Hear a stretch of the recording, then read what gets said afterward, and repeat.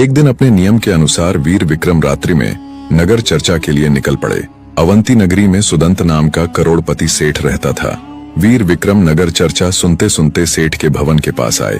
उस समय सुदंत सेठ के उपवन में उसकी एकाकी पुत्री मनमोहिनी अपनी सखियों के साथ विनोद भरी चर्चा कर रही थी। सुंदर षोडशी कन्या बातों में मशगूल थी। बातों ही बातों में एक सखी बोली, मनमोहिनी, अपने महाराज ने नगरी में जो घोषणा कराई है, क्या तुमने उसे सुना है? कैसी घोषणा? फिर मनमोहिनी बोली, स्त्री चरित्र से भी विक्रम चरित्र श्रेष्ठ है। इस विषय की घोषणा। हमारे महाराज अधिक संवेदनशील हैं। देवकुमार ने केवल एक चप्पल सेना को ही तो पराजित किया है, उसमें विक्रम चरित्र की क्या महत्ता है? संसार में स्त्री चरित्र का पार भगवान भी नहीं पा सकते। महाराज तो संवेदनशील और उदार हैं, इसलिए उन्होंने मन की बात इस प्रकार प्रचारित की है। स्त्री चरित्र तो बेजोड़ और अजेय था, है और रहेगा। अरे ये तुम क्या कह रही हो मनमोहिनी? मैं सच कहती हूँ, स्त्री केवल रूपवती ही नहीं होती, वह अपने बुद्धिबल और कटाक्ष से बड़ों बड़ों के छक्के छुड़ा देती है। मैं तो विक्रम की घोषणा को केवल मूर्खता ही मानती हूँ।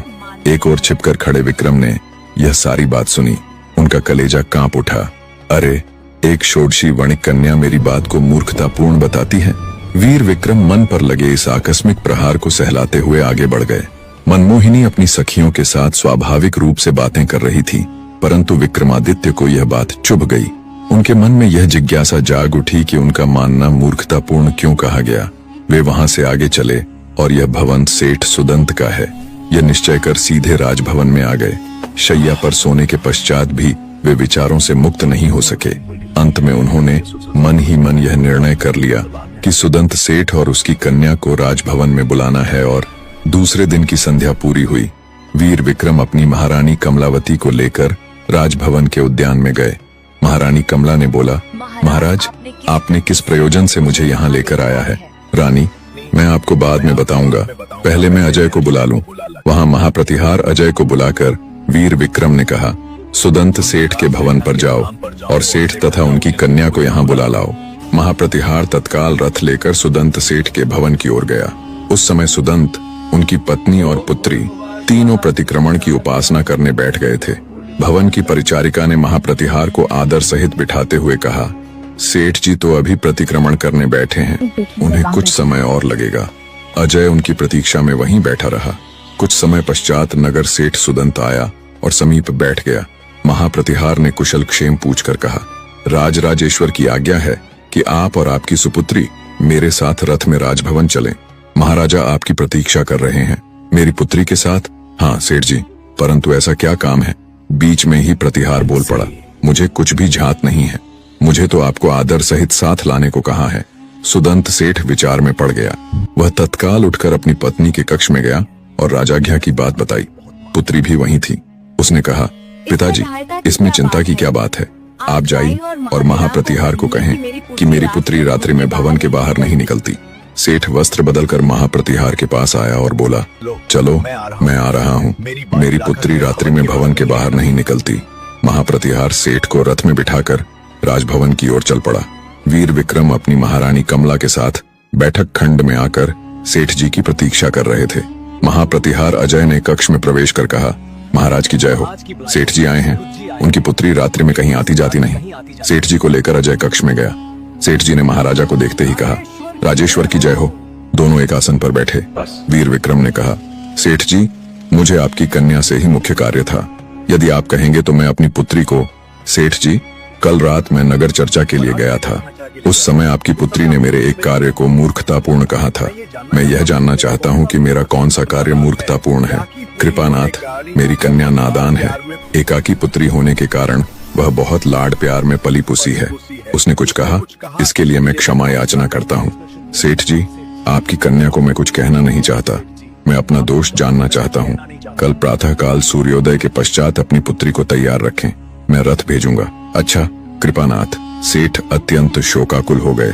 महाराजा ने सेठ जी को आदर सहित विदा किया। दूसरे दिन सूर्योदय के पश्चात सेठ सुदंत और उनकी कन्या मनमोहिनी रथ में बैठकर राजभवन की ओर चल पड़े। वीर विक्रम अपनी महारानी कमल के साथ देवी के समक्ष बैठकर पूजा उपासना कर रहे थे। पूजा संपन्न कर मंत्रणा गृह में आ गए। उसी समय सेठ और उनकी कन्या वहां आ पहुंचे। मनमोहिनी ने पूछा, महाशय, क्या आज्ञा है? पुत्री, परसों रात तू अपनी सखियों के साथ बातचीत कर रही थी। उस समय तूने मेरी घोषणा को मूर्खतापूर्ण कहा था। मैं इसे समझना चाहता हूँ। कृपानाथ, माता पिता का अपनी संतान के प्रति विशेष प्रेम होना अस्वाभाविक नहीं है। इसी प्रेम के वशीभूत होकर आपने यह घोषणा की, ऐसा प्रतीत होता है। किंतु स्त्री की तीव्र बुद्धि की ओर आपने ध्यान नहीं दिया। आपने पुरुष जाति की श्रेष्ठता स्थापित कर स्त्री जाति की अवमानना की है। नारी निर्बल नहीं होती। कृपावतार, स्त्री की शक्ति बेजोड़ होती है। वह यदि चाहे तो इंद्र, चंद्र, सूर्य जैसे महान देवताओं को भी बांध सकती है। स्त्री का नाम भले ही अबला हो, पर वह महान कार्य संपादित करने में समर्थ है। आप स्त्री की शक्ति की ओर दृष्टि करें। स्त्री ने बड़े बड़े योद्धाओं को धूल चटाई है। स्वयं भानुमति ने भी अपने पहाड़ से दिखने वाले पति दुर्योधन को अखाड़े में हराया था। क्या आप भूल गए हैं महाराज? स्त्री ने बड़े बड़े आर्षियों तथा देवताओं को विचलित किया है, जैसे कि स्वयं सती अनुसुईया।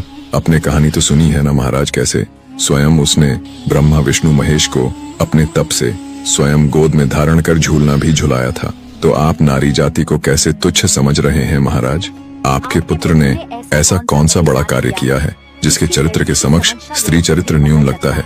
वीर विक्रम मनमोहिनी के तेजस्वी मुख को स्थिर दृष्टि से देखते रहे। सुदंत सेठ का हृदय धड़क रहा था। इस प्रकार स्पष्ट उत्तर देने वाली कन्या पर विक्रम क्या नहीं कर देंगे? अरे, यह अचिंतित विपत्ति कहाँ से आ पड़ी?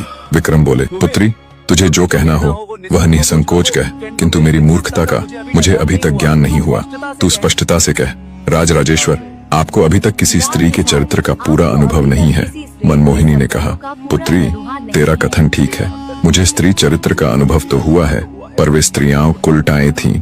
विक्रम चरित्र किसी स्त्री के साथ कभी चंचल नहीं हुआ।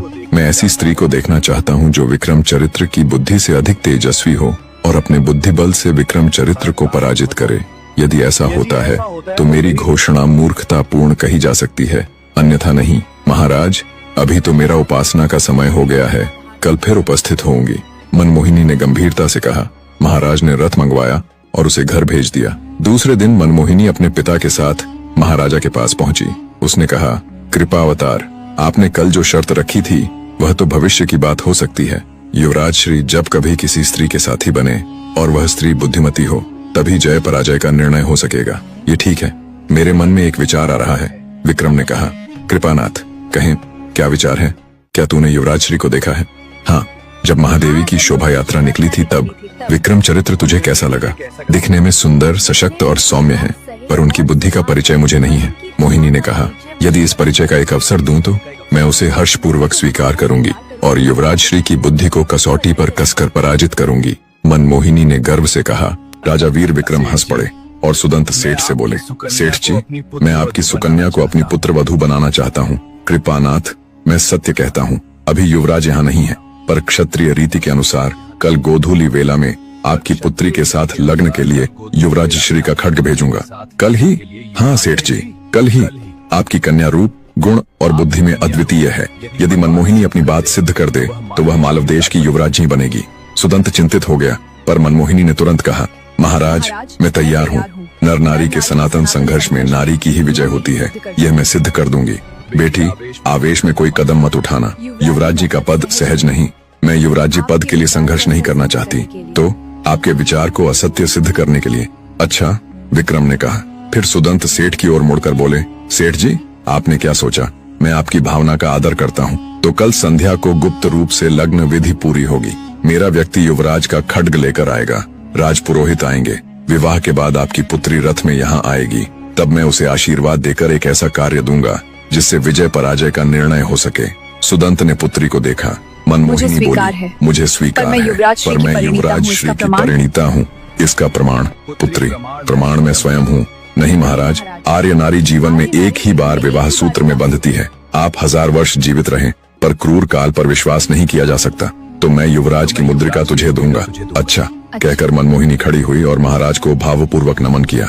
वीर विक्रम ने उसके मस्तक पर हाथ रखा। पिता पुत्री विदा हुए। घर पहुंचकर सुदंत ने सारा वृत्तांत सेठानी को बताया। सेठानी असमंजस में पड़ गई।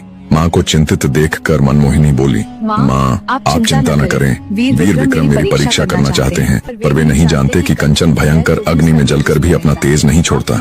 राख बन जाए तो भी उसका तेज उसमें रहता है। आप किसी भी प्रकार की शंका न करें। दूसरे दिन संध्या काल में राजपुरोहित और महाप्रतिहार अजय युवराज के खड्ग के साथ सुदंत के घर पहुँचे।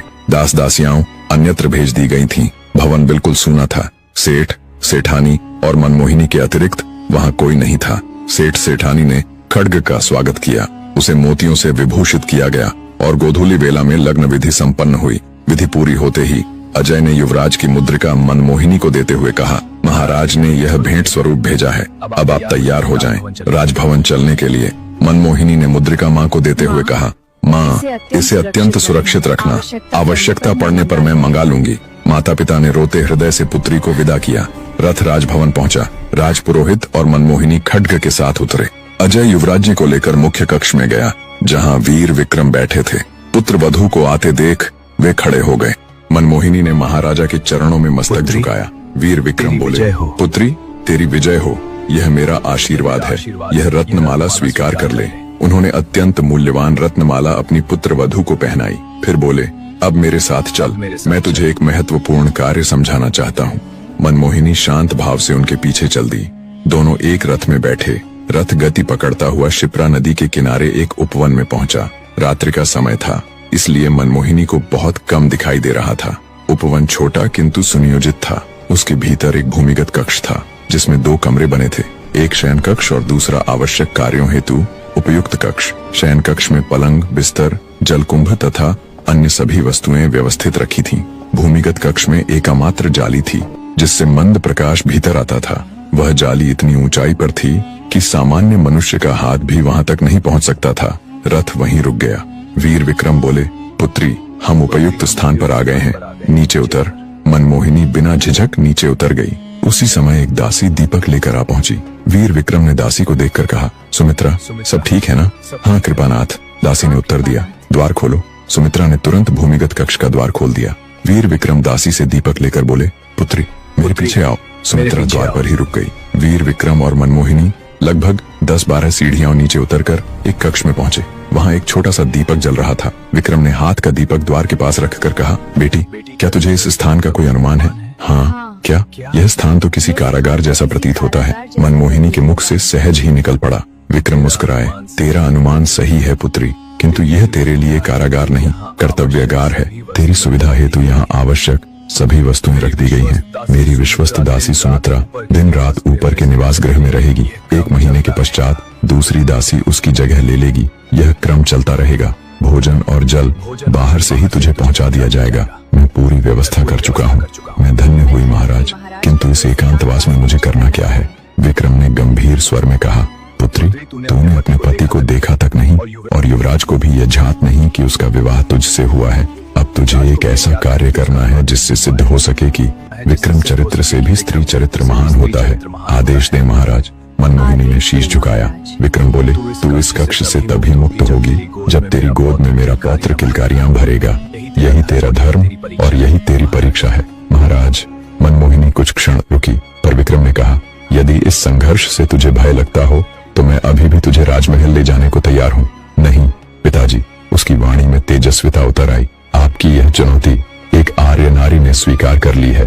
नारी संघर्ष में कभी भयभीत नहीं होती, उसने दृढ़ स्वर में कहा और महाराजा के चरणों में नमन किया। वीर विक्रम ने उसकी शिरोभाग पर आशीर्वाद पूर्ण हाथ रखा, फिर बाहर आकर स्वयं कक्ष का द्वार बंद किया, ताला लगाया, चाबियां अपने पास रखी और सुमित्रा को निर्देश देकर राजभवन की ओर प्रस्थान कर गए। जिस मन में अनगिनत आशाएं कुलांचें भर रही थीं, यौवन के स्वप्न रंग बिखेर रहे थे और भविष्य का सुखद संसार जिसने अपने हृदय में सजाया था, वही मनमोहिनी आज उस एकांत कक्ष में बंद थी, जहां से मुक्त होना लगभग असंभव था। करोड़पति माता पिता की वह लाडली आज वीर विक्रम की चुनौती स्वीकार कर भूमिगत कक्ष के एक कोने में शांत बैठी थी। एक ओर राजहट, दूसरी ओर स्त्री धर्म। दिन बीतते बीतते महीने बीत गए